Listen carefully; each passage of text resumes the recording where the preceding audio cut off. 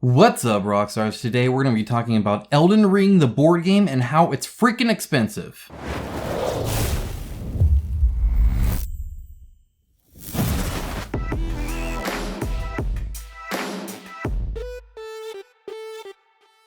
Thank you to my channel sponsor Into the AM. As a company that believes hard work and a great product is a proper way to conduct business, I am delighted to have them as part of the channel. They have some of the coolest graphic t-shirts around and an absolute best fit and feel that has continually exceeded my expectations.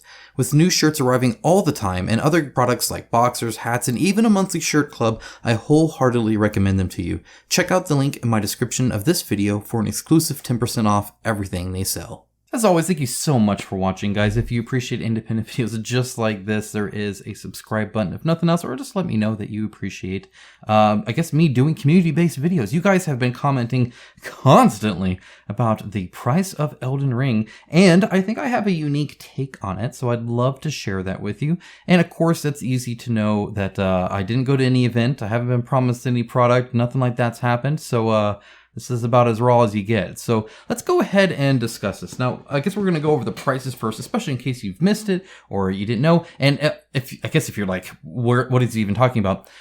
Elden Ring is being made into a board game. It'll be on Kickstarter to crowdfund on the 22nd of December. That's in the year 2022, in case you're seeing this in the future sometime, in which case, hello, hopefully the world's better than it is now.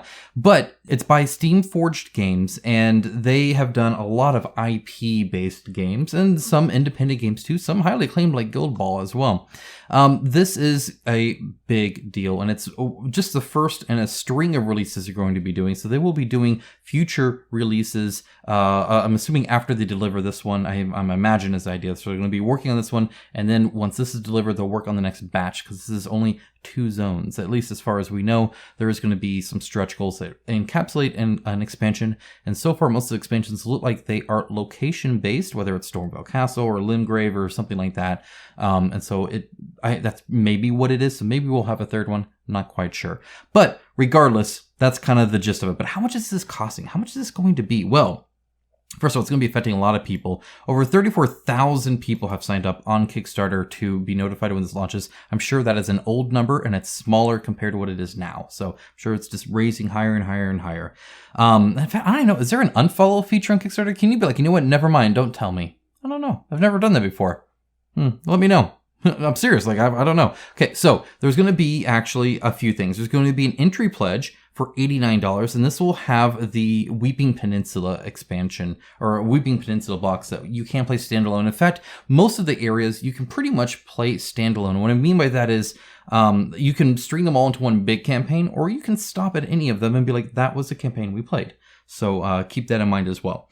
And it comes with 20 miniatures, 4 tarnished, a whole bunch of cards and stuff like that. They honestly don't do a great job of showing the amount of content. For instance, the amount of cards you get. Like they're not showing 500 plus cards here, but obviously there are. And those are cards that you put in your deck. There's cards that you're drawing for different things. There's marching orders. There's all sorts of things that you'll be doing. This is a very small subset of what you're actually getting. So I think that's partially on them for not showing that. But either way, $89 for an entry pledge. However, what you're probably more concerned about is the core pledge, at least. It's a much bigger box. It looks cooler. Obviously, it has a lot more stuff involved. And that is $179, $180. If you don't recall, that is the same price as the latest Descent game that was straight to retail from Fantasy Flight Games. So right around that 180. And that's really what we're seeing more and more of these days. But 120, 180. The cost of manufacturing board games has gone up. I have confirmed that for multiple developers, both unprompted and prompted, but a lot specifically prompted because I asked them, how much did it used to cost you to make the game? How much does it do? How much does it now? And for games like this, it can be a fair bit. That being said, of course, there's profit involved in all of this as well. Hopefully, we'll talk about profit later.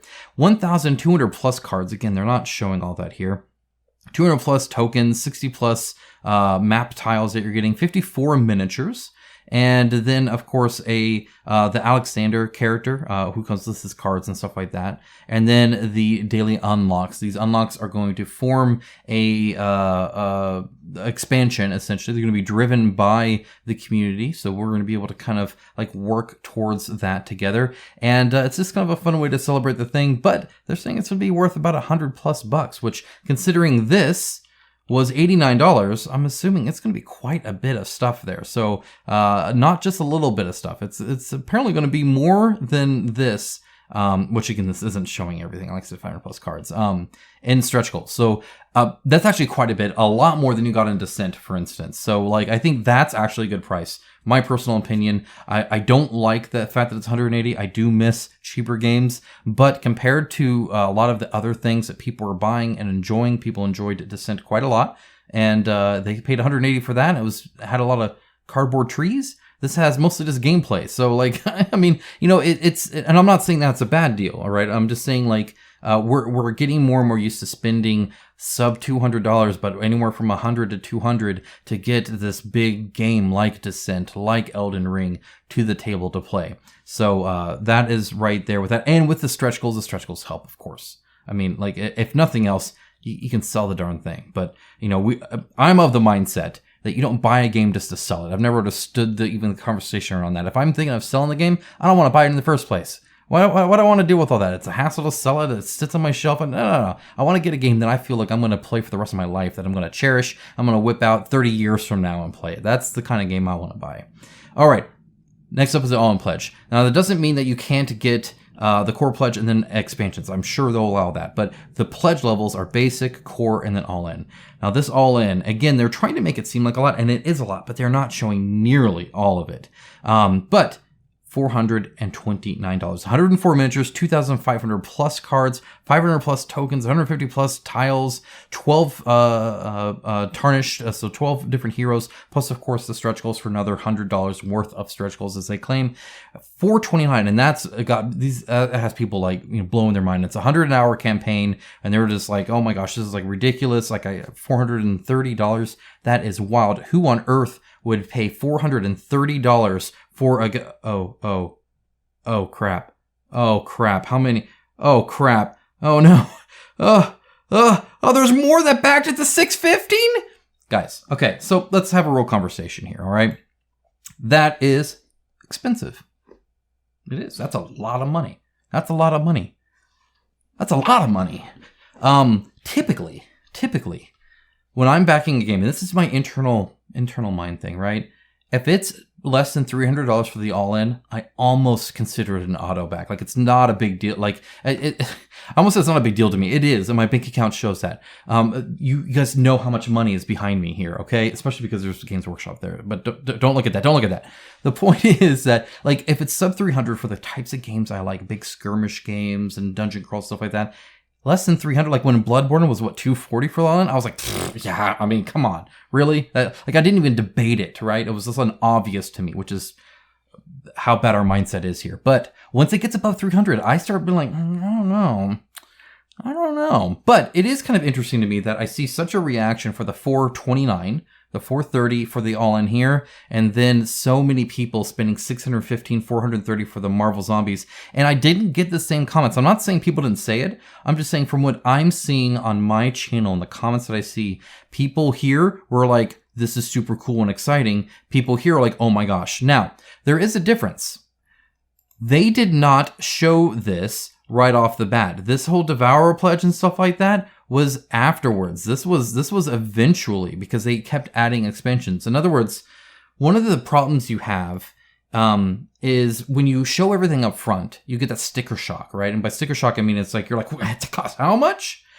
When they feed it to you slowly, when it's like, oh, here's another 30 expansion here, another 50 expansion here, and all this, and suddenly you're at 370. They're like, oh, or you can do 400, get the all-in. You're like, it's only $30 more, and you're looking at the $30 difference, and not the fact that you're spending $430 on a Zombicide game. Now, and again, I'm not saying that's bad, because I'm not saying this is bad either. I'm just saying, like, it sucks that being more honest up front costs people, right? And it does. You know, we were just looking at the Curse of Candelabria, which just canceled. I'll talk more about that in my news video. But they had a very honest, realistic funding goal.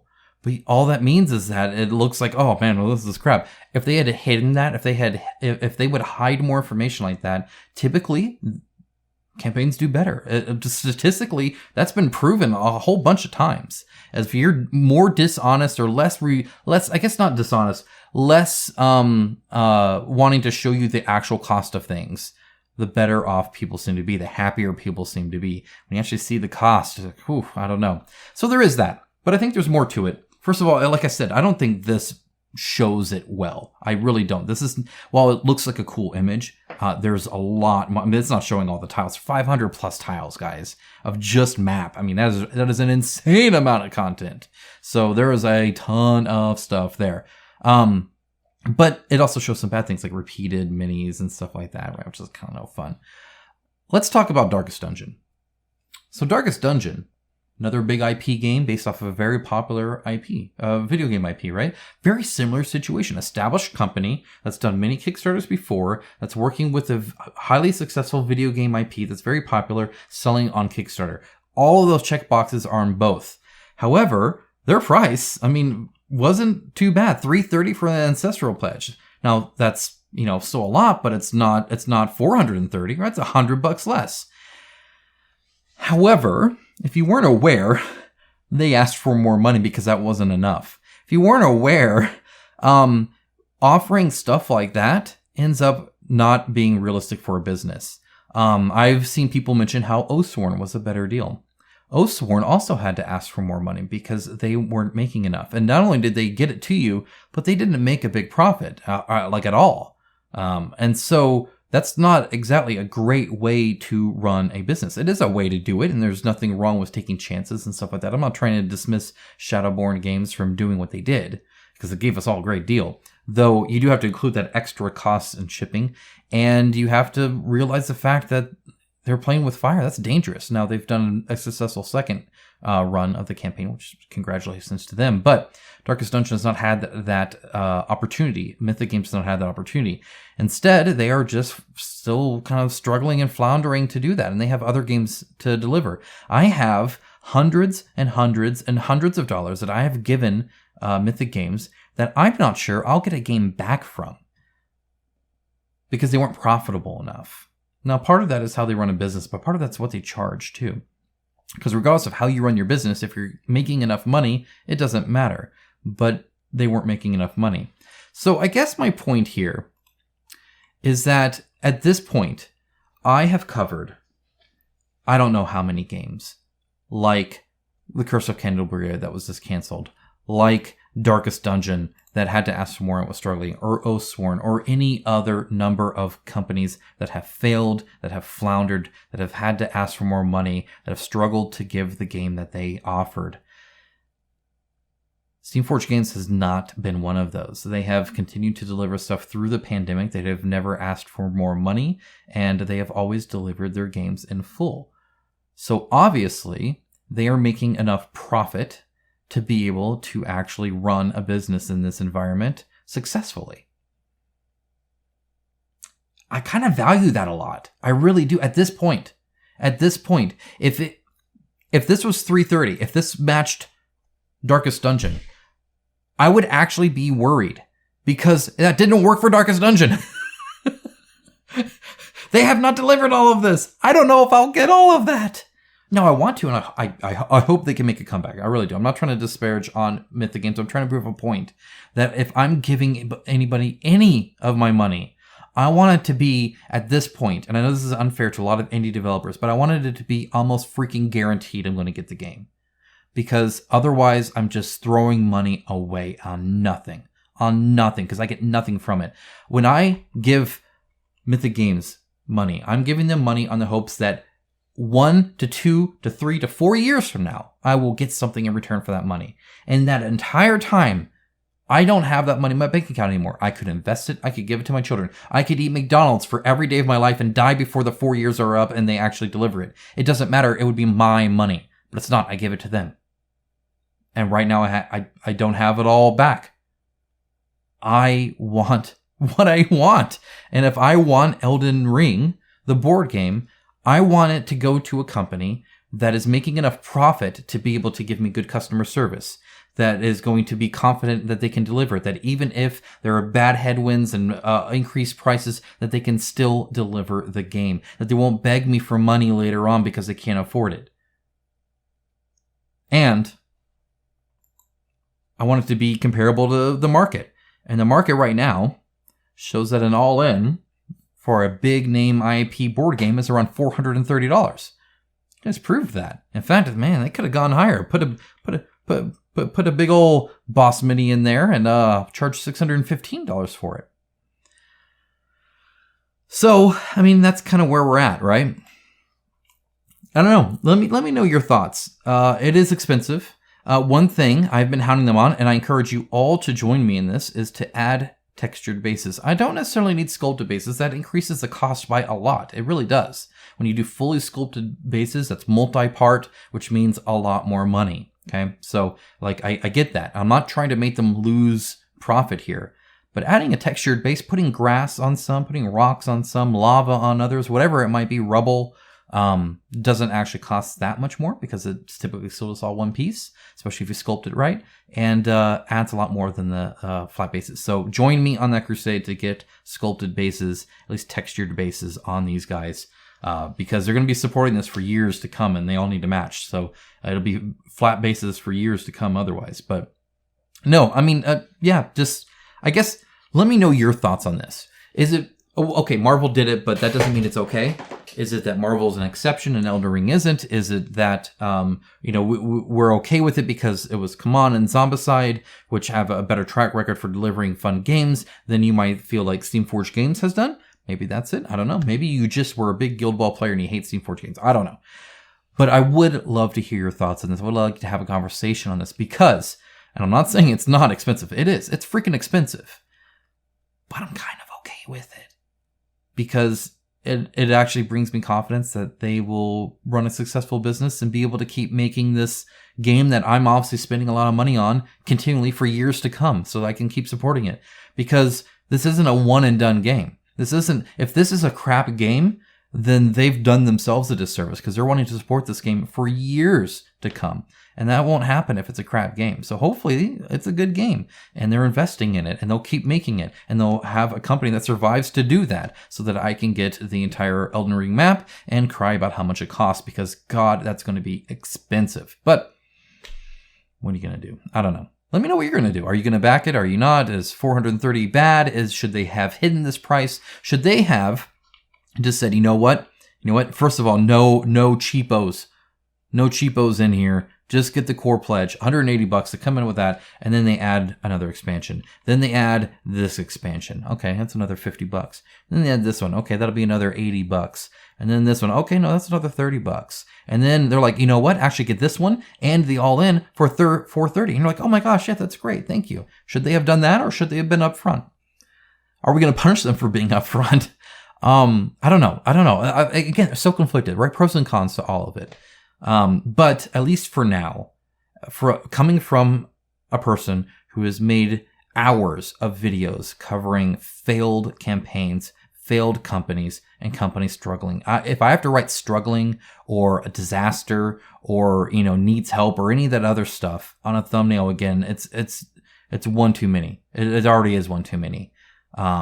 These companies need to run a business well, and they need to make profit to do that, which includes running a business well, first of all, but assuming they are charging enough to be realistic instead of just, oh my gosh, what a great deal, when we're just trying to raise, $3 million and then not give you a game. So anyway, that's it. That's my thoughts. Let me know yours in the comments below. Guys, thank you so much for sticking with me through this year. It's been a crazy year. I'm looking forward to next year already. We got some fun videos coming up on the channel that I can't wait to share. So if you are not subscribed, feel free to do that. There's that link down below to subscribe, of course. And with that, have a wonderful rest of your day. Happy holidays. Bye, guys.